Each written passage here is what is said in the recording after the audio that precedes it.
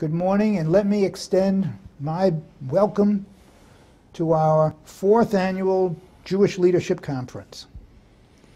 It is my distinct honor to introduce Michael Richard Pompeo, our 70th Secretary of State. You often hear friends and commentators ask, why aren't there more extraordinary people entering public service? I would answer, they haven't met Mike Pompeo. Born in Orange, California on December 30th, 1963, he attended the U.S. Military Academy at West Point, where he graduated first in his class in 1986. He served in the U.S. Army from 86 to 91 as a platoon leader and left the Army at the rank of captain. In 1994, he graduated from the Harvard Law School, where he was editor of the Law Review. He was elected to the House of Representatives in 2011, where he represented the 4th Electoral District in Kansas until 2017. In that year, President Donald Trump appointed him director of the CIA, and in March 2018, he was confirmed by the Senate as a Secretary of State. Today, Secretary Pompeo is a senior fellow at the Hudson Institute, a well-known foreign policy intellectual think tank. Given all that he's accomplished, and I sincerely hope there's more to come in the years ahead, I think we would all agree that the United States continues to attract extraordinary Americans.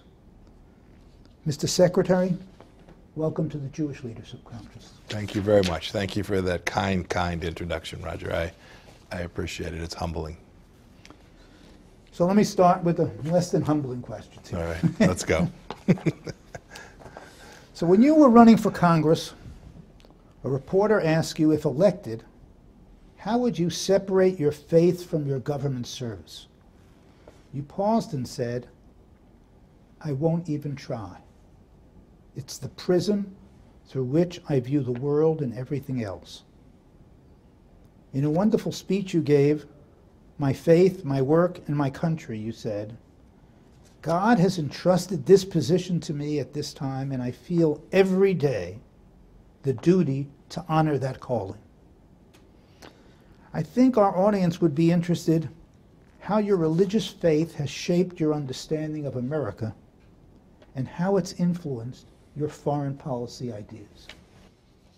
Yes, those answers I gave at very different points in my life, but I would stand by them today. I think everything I have tried to accomplish has been very much informed by who I am, and one of the central features of Mike is that I am an evangelical Christian, and I get it wrong a lot of days. My wife describes me as an authentic Christian, but it doesn't mean that it doesn't inform how I think about the world and how human beings ought to treat each other, how leaders ought to respect other leaders, about the central nature of human dignity. Every individual having that dignity that comes from their humanness is very much informed by my faith.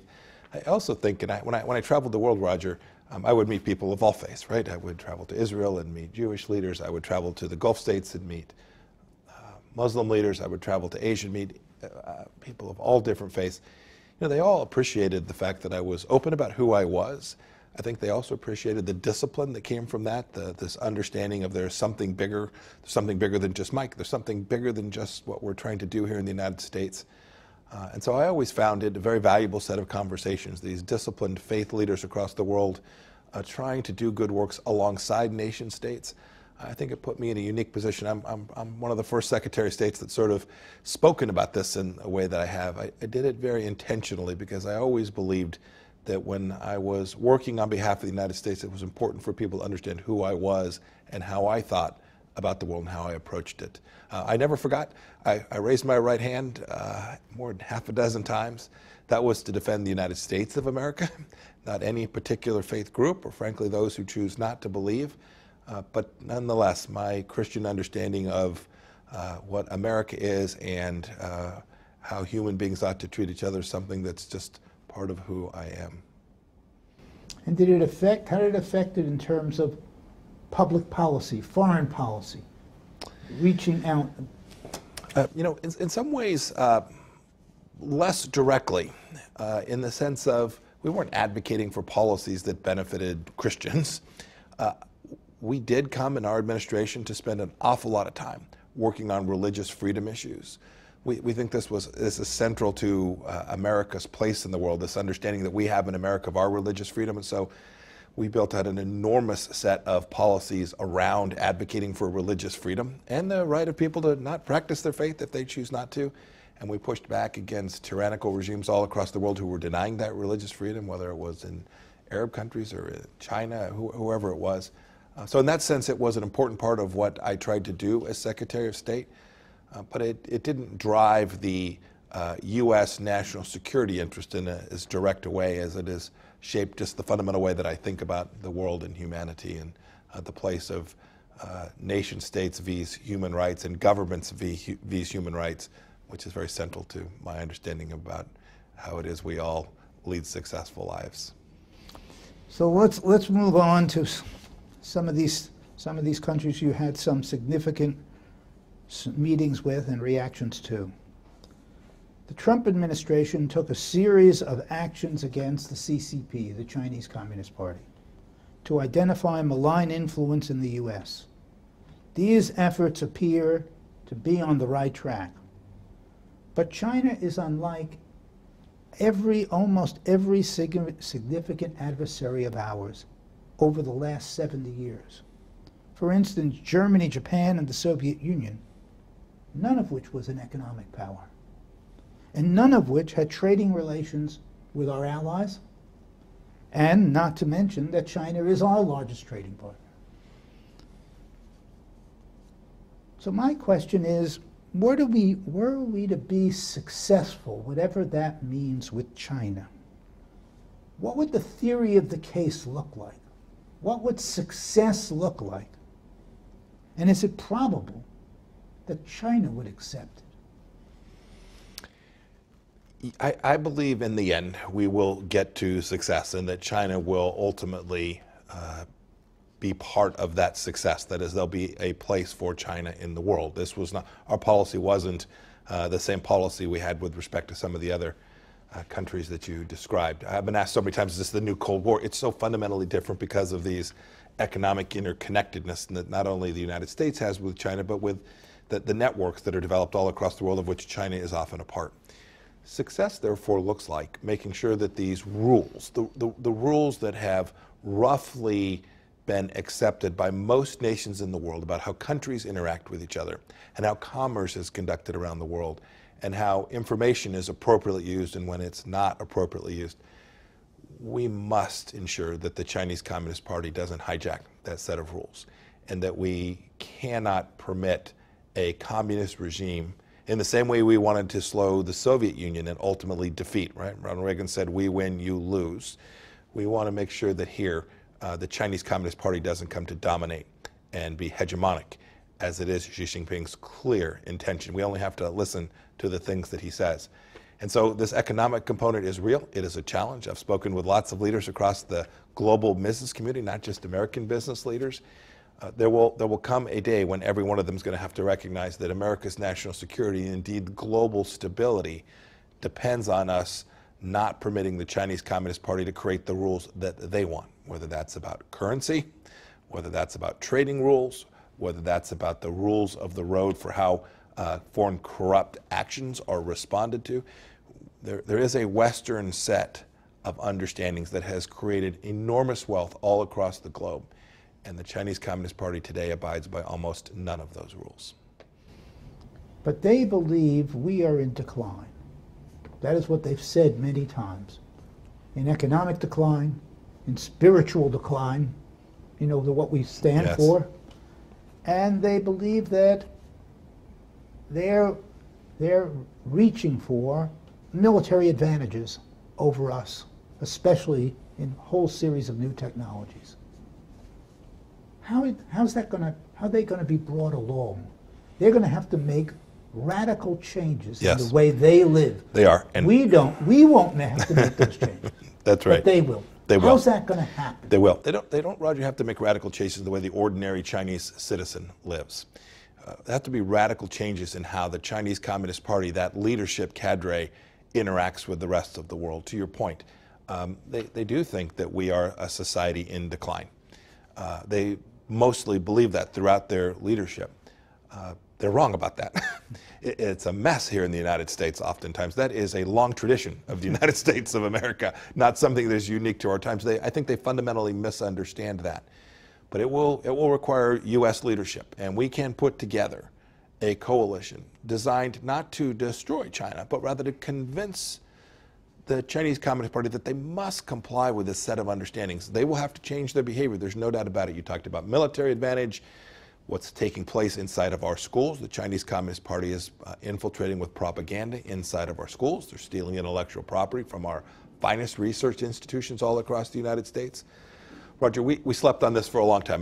America is prone to this. We have a long history of waiting until it's awfully late. But each time, America not only rallies itself, but rallies other nations to confront these challenges. And I'm convinced we'll do that again. I think the American people will demand it, whatever party is in power in the United States.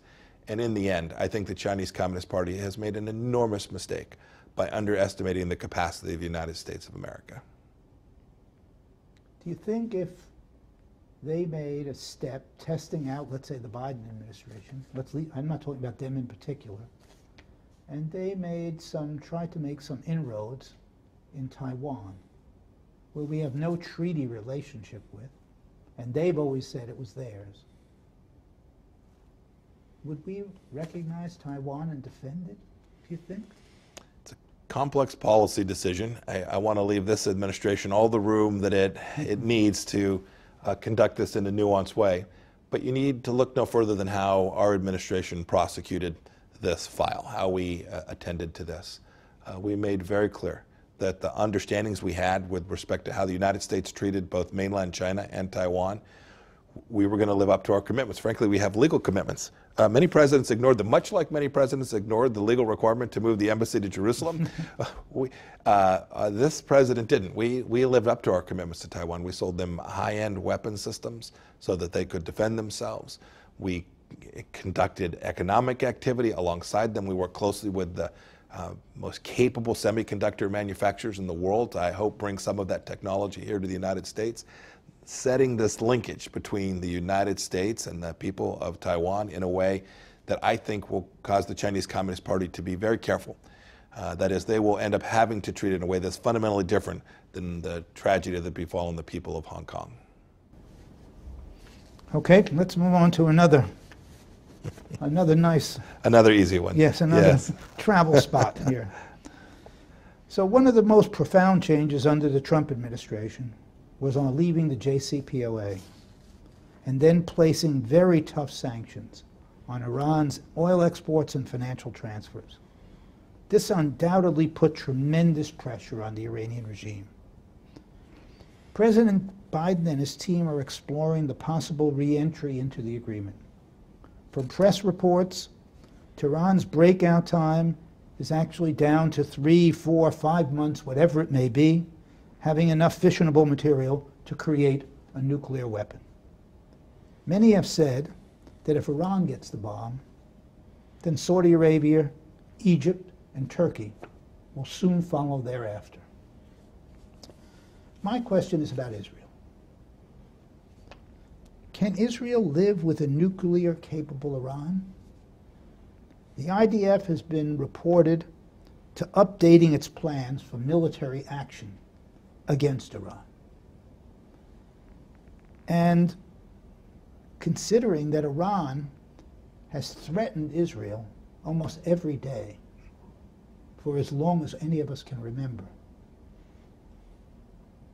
can Israel, as a free and sovereign state, stand by and see them get 3, 5, 10, 20, any number of nuclear weapons with the ability to launch them against the Jewish state? You know, Roger, from a long time ago when I was a young soldier, we always looked at adversaries with an understanding of what was their capacity and what was their intent. What did they have the ability to do and the will to do? And with respect to the Islamic Republic of Iran and its leadership, they've made very clear their intention with respect to Israel. They do not view it as the rightful Jewish homeland, and they have made clear their desire to see it wiped from the face of the earth. And so as their capability grows, there are multiple risks. One is certainly what Iran would be able to do with a weapon, but also what they would be able to do because they had a weapon. That is the capacity to extort not only Israel into the actions they would see it prefer, but to extort other Arab nations. And so there's enormous proliferation risk that I think Israeli leadership always has to take into account. And so your question is, could they exist if there was a nuclear capable, an Iran with a nuclear weapon and the capacity to deliver that weapon? You know, I haven't contemplated that because I don't think they would. I don't think for a moment that Israeli leadership, wherever it is at any given time, would allow their people to be in a position where the Iranian leadership could threaten them, could threaten the very existence of these people that occupy this incredibly special place in the world. So I can't say all that I know, but I can say this. I believe that Israeli leadership would feel compelled to do all that they could to ensure that as Iran grows closer to that capability, that they ensured that they never crossed that line and never were in a position to threaten Israel with a nuclear weapon system. I don't think they want to confront the answer of how would one live with an Iranian leadership that had that nuclear capability. So I'd just like to follow up on one point here. So we all know that Israel's most important ally is the United States. And it's really the pillar under Israel's security arrangements. Could Israel defy the United States and take an action against its great ally? There's lots of history. If you go back and read the books, the history books about things that took place in the Bush administration when the Israelis went after the reactor in Syria. So I know this history pretty well. I think it's pretty clear. Israel's going to do what it needs to do to defend itself. They have adopted a model which has been incredibly successful for an awfully long time. I think the world knows this. I think the Iranians know this too. But more importantly than could they defy us, I think the answer to that is if they needed to and they felt it was in their nation's necessity to do so, they absolutely would. But I think it's really important that we do our best not to put Israel in that place. I always felt like if we work closely with this great partner for its security interests, but importantly for American security interests in the region as well, there were deeply American interests which caused me to spend such time building out my relationship when I was the CIA director with my counterparts in Israel and when I was a Secretary of State with the Prime Minister himself. It was important for the United States and our security interests to get not only the relationship with Israel right, but all the work that we did throughout the Middle East to develop a coherent strategy for creating stability and capacity in the Middle East so we didn't have to send our young men and women to fight there, and also so that the important commercial interests that the world has, and indeed the United States has in the region, continue to be preserved as well. Just as a follow-up question on it, Israel is one of these miracles that one could say. I mean, it's a country the size of New Jersey or something like that. It's got 7 or 8 million people. It's achieved tremendous things economically, militarily, technologically. How do you explain this? How do you, looking at this small country, try to understand it? Well, I'll go back a little bit to your first question about my faith. I believe in miracles as a Christian. I believe these things are possible. I also believe deeply that the leadership there has created a very dynamic engine as a governmental matter, and I think the people who populate that space have come to understand an enormous duty for self-sufficiency and capacity, and have dedicated a lot of their time to making sure their people were educated and trained and to building out. By the way, they did all of this with enormous animosity from nearly every one of their neighbors. So they didn't have, as the United States has had the benefit of huge trading partners and global trading partners around the world, they had to do much of this on their own. I think hardship often breeds success and tenacity that comes alongside that hardship. I think each of those things has come together to build this really special place now where on any given day you can find an awful lot of American investors wanting to be part of their economic opportunity. And now, through all the glorious work that we did, investors from the United Arab Emirates and Bahrain and other places as well. I think hardship often does breed a certain character, and I think the successes that Israel has are a direct result of the character of the people who live there. So let's talk about one of those really great achievements, and that was the Abraham Accords.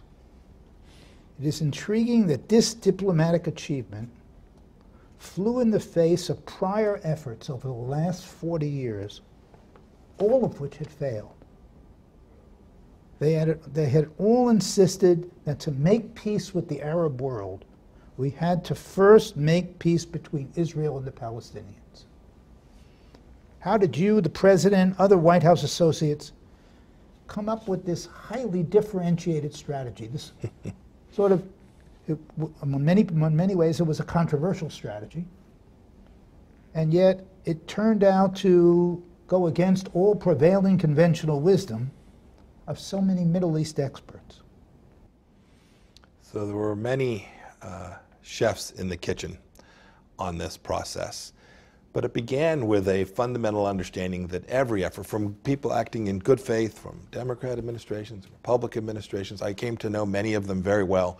We consulted with them, we asked them, why did your path not succeed? And they often had answers.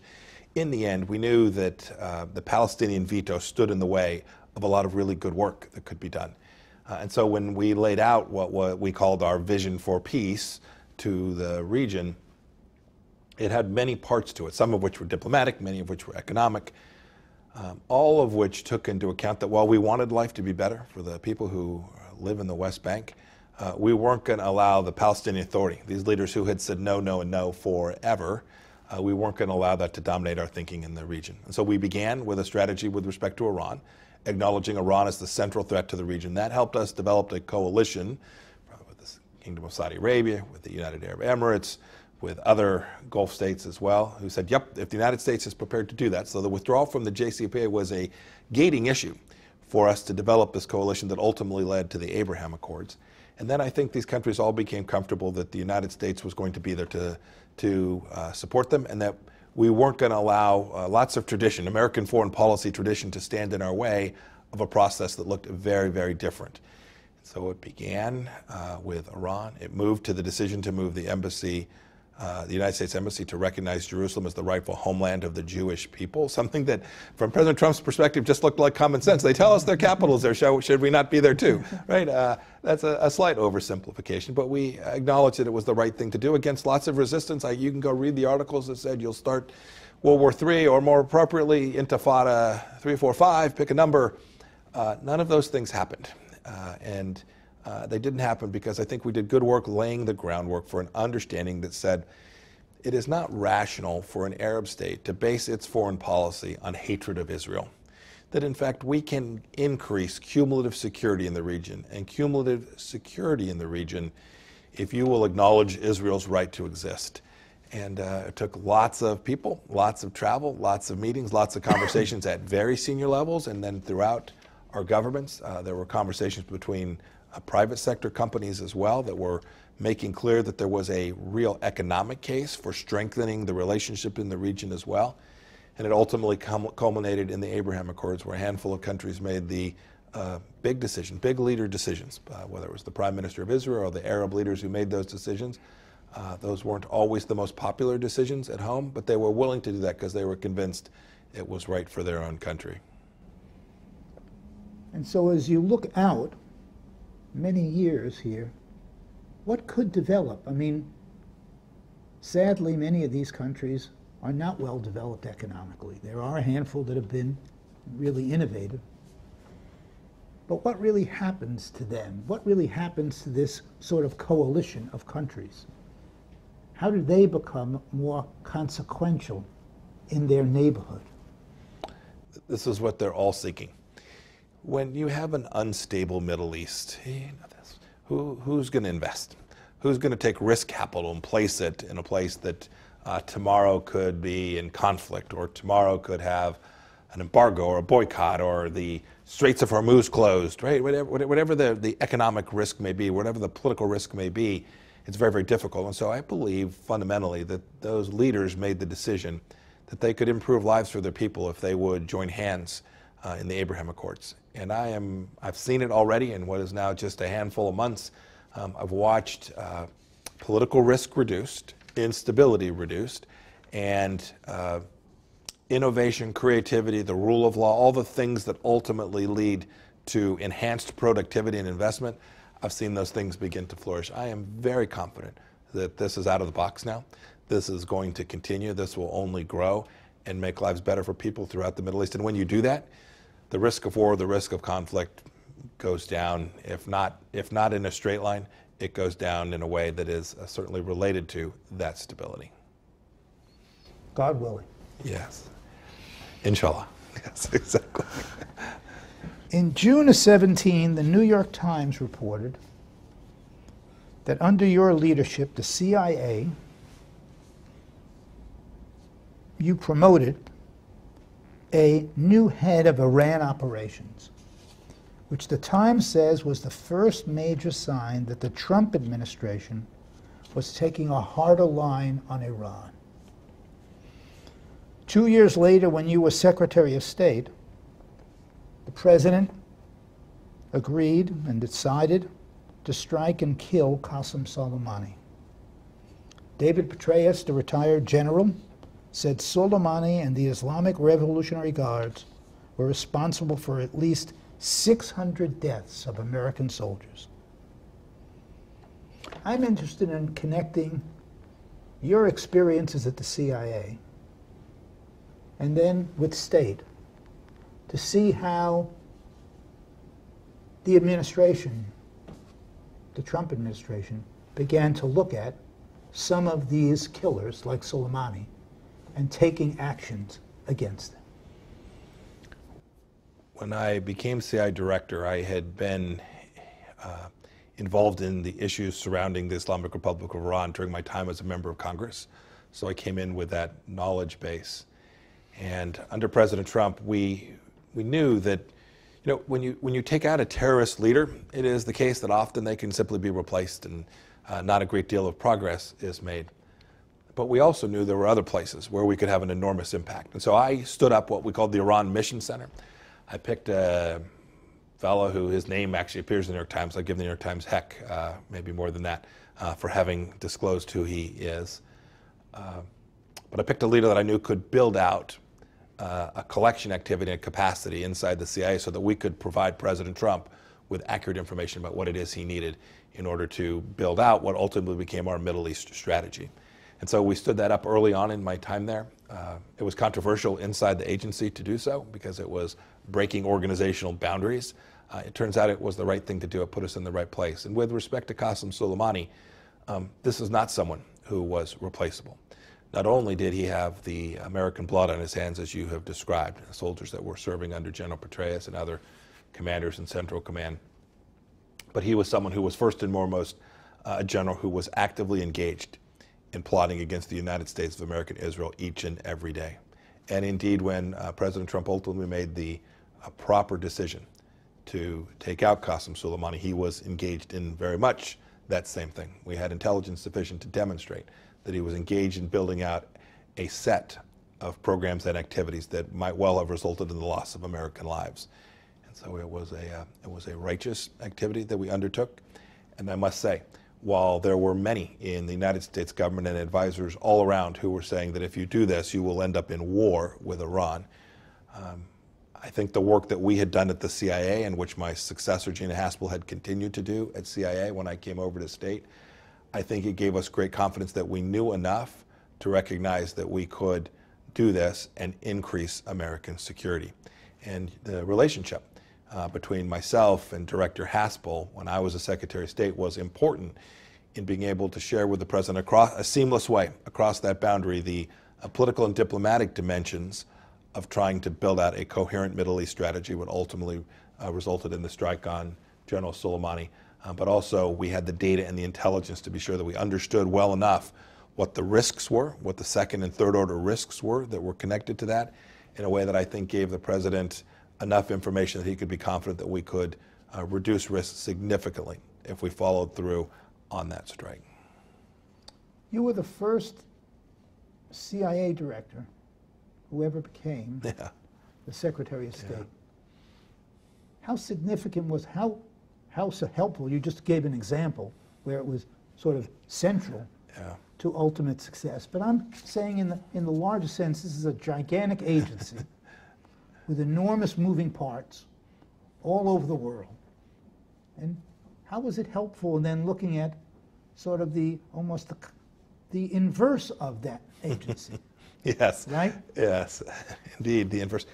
You know, I'm hopelessly biased because I think it's a great model. I actually think it served President Trump very well for a couple of reasons. One, I'd had the opportunity as a CIA director to be around him significantly. That's not always the case with CIA directors. It turned out in this administration I was with him an awful lot. I did the daily briefing most days for the president. So had a chance to observe his decision-making pattern while acting in a way that was very different. I wasn't about making policy. I was trying to make sure that I could anticipate what it was President Trump would need to know and make sure that he had exquisite information so that he could base his policy decisions on that. But I got a chance to... You met with him every morning? Not every morning, but when I was in Washington and the briefing was being given, I gave that briefing. And so it was most mornings when I was in Washington, D.C. And so it gave me this chance to watch how the president thought about these various problem sets around the world. I knew that he had enormous bias for the capacity for economic power to be used. I saw his bias that says we want to make sure we send fewer of our kids to fight in these wars in the Middle East. I got a sense of his decision-making process as well, although I was not directly involved in that most often, and appropriately so. But it gave me personally that insight when I came to be his senior advisor for foreign policy as his Secretary of State. I also had the advantage as that when I got the book every morning, the intelligence book every day, and flipped the pages, I had a very deep understanding of what it was I was reading. The words matter an awful lot. When they say there's an assessment, or when they say they know, or when they say we have high likelihood or medium confidence, I had the capacity to understand what must surely lay underneath that intelligence. As the Secretary of State, you don't have as much time to be in the grist of the intelligence, but I was able to very quickly read in the morning and grasp what we knew, what we thought we knew, what we didn't really know, but we believed to be true in ways that if you hadn't had that experience, if you came into this cold from the outside, I think you'd miss much of the nuance. And I think that helped me present the data with a lot more color to the president, and I hope it gave me a better capacity to think through these really difficult, complex problems that occur at the intersection between policy and intelligence. It's you know, in Hebrew there's a word bashert. It was meant to be. It must have been a terrific educational experience in essence. You must have known a lot of it from your house, but you had never been really with the operators. So. No, that's right. You know, when I came over, I served on the House Intelligence Committee. I think when I came to CIA, I probably knew 200 people who worked at CIA, including the woman who I chose to be my deputy, who I'd come to know very well when she was the station chief in London. So I'd worked on these issues hard, but never, like any organization you've been a part of, you don't know the organization until you get inside and you can see how it operates and functions. But that progression from member of the Intelligence Committee to director of CIA to Secretary of State, I think gave me enormous insights and advantages that I'm sure there's things I didn't know because I didn't come from other paths, but I think it was a model that worked very well for President Trump and our administration. Can a director actually run with some other, obviously, senior individuals, an organization that diverse, that large, with enormously complex arms and legs, where you may not even know what's going on most of the time? You know, it's a wonderful question. When you run the Central Intelligence Agency, the obvious question of, do I really know what all it is we're up to? Look, I ended up building a team where I became very confident that they understood the commander's intent, the things that I wanted them to do. They knew the limits of the things that we weren't going to touch. We had a deep commitment to making sure that we always abided by U.S. law and international law as well, and that culture was reinforced everywhere and always. But no, it's a big organization. I would often just be amazed at the work that was being done around the world, financial work, the stuff that you see in movies, and human collection and intelligence. And then the analytical rigor that was applied against the collection process as well. I came to truly admire the team that was working there. I knew all of their shortcomings. They don't get it right every day.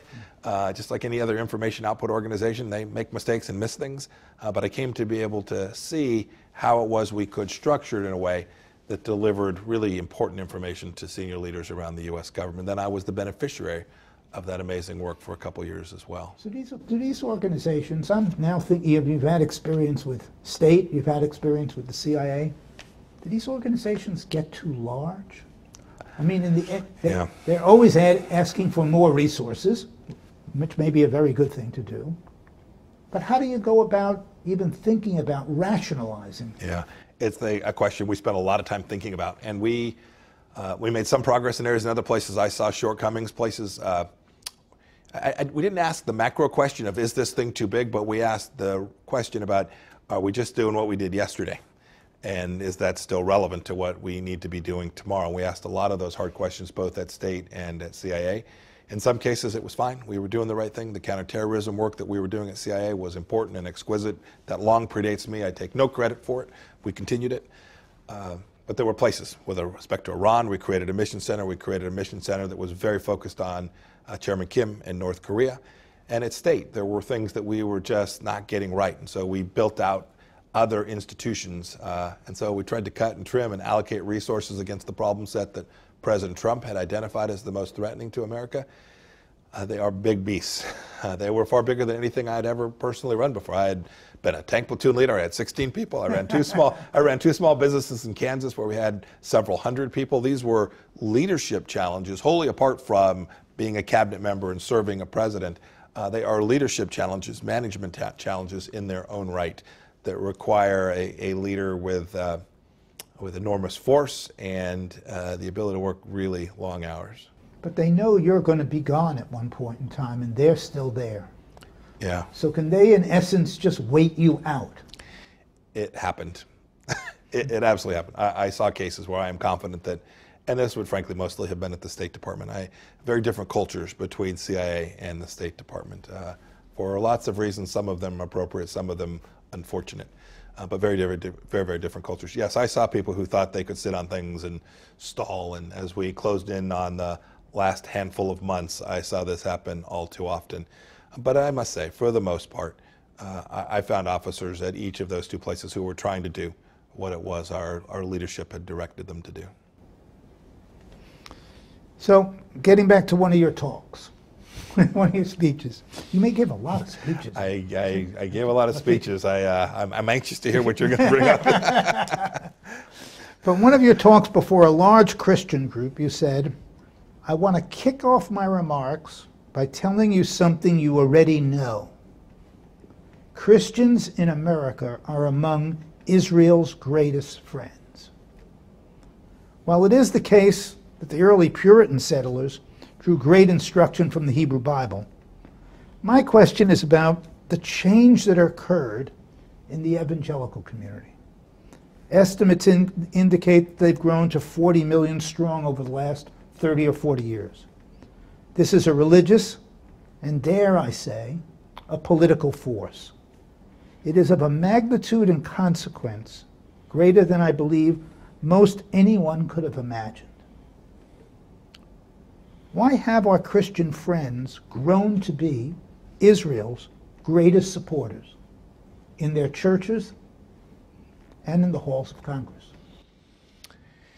So I've read lots of theories about the why of this. I can certainly tell you it's true. I remember back when I was first running for Congress, it would have been maybe the end of 2009 or the beginning of 2010, and I was in Kingman, Kansas at a debate. There were, I don't know, maybe been 4 or 5 candidates left in the race at this time, and I won't forget. I think we were going to take 2 questions each, and goodness gracious, so that would have been 8 or 10 questions. 4 or 5 of them were about support for Israel. And these would have been conservative places. Many of them would have been evangelical Christians, Methodists and Presbyterians. Probably not large Jewish communities, but a very small, but a very Jewish community out in Kingman County. I actually think the reason is twofold. One, Christians know this place as well from our Bible, right? From we read it and know that this land is of enormous significance to our faith and our history. This is the place that Jesus walked. And so I think that's certainly part of it. I also think as Christians, we have come to understand that our fellow believers people who are deeply committed to their faith. It's a fellow Abrahamic religion, are our brothers and our sisters, and we have come to love them for that. And we know that they admire their faith in the same way we admire theirs, and they are incredibly disciplined about that. And we want to be friends with them. We want to be kindred spirits with them. And while we have differences in how we think about our faith, there is an awful lot of shared understanding about humanity and the way the world would work if our faiths were being spread around that world. And so I think you have each of those two things that come to the forefront when Christians begin to think about why it's so important for the United States and Israel to have a deep, abiding, and continuing relationship. I know for me and for my family, it's why we believe it. But it didn't happen before. Something changed was it just that the evangelical community came together in some way, even though it is not not homogenous? Yes. You know, I do think that it's just matured. And you can see this, by the way, you can see it if you read the history of Catholics and the Jewish faith. If you start to read some of these histories, you can see how this has changed over time. And I think for evangelical Christians, they came to a central understanding that these were people who were, in some sense, like us and shared a value set that was like ours. And so it made enormous sense for us to be supportive of the relationship between two countries who shared a deep and abiding set of traditions about democracy and the way that governments ought to treat people of faith. And so I think that's what you see having played out over what is now, you might describe this change as taking place over the last 10, 20, maybe 30 years or so. Different places, in different parts of the Christian faith at different times, but now you see it certainly in big swaths of the evangelical community who have come to understand the importance of this relationship. Well, I hope my co-religionists embrace our friends, the evangelical community, because I think it's been one of the most significant factors politically and in terms of really understanding religious liberty in our country and what it means to all of us in terms of our acts, our families, our churches, our schools. Yeah. Can I say amen? I agree. I hope so too. But I hope, if we were all sitting around this auditorium, if we weren't an auditorium, it was large enough for a couple of thousand people, I think we would all stand up and say, Michael Richard Pompeo is really a great credit to America, to his faith, and we're fortunate to call him a friend. Thank you, Roger. That's very kind. Thank you. Thank you.